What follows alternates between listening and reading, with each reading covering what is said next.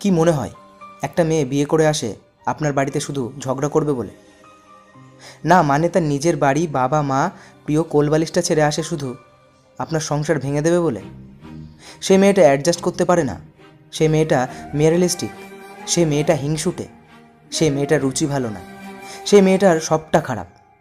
আসলে সেই মেয়েটার সাথে কেমনভাবে নিজেকে পেশ করছেন সেটা কি কখনো সেই মেয়েটার জায়গাতে বসিয়ে দেখেছেন? তার হয়ে বলার কেউ নেই বলে তাকে হাসির ছলে কত কথাই না বলে যেতে পারেন।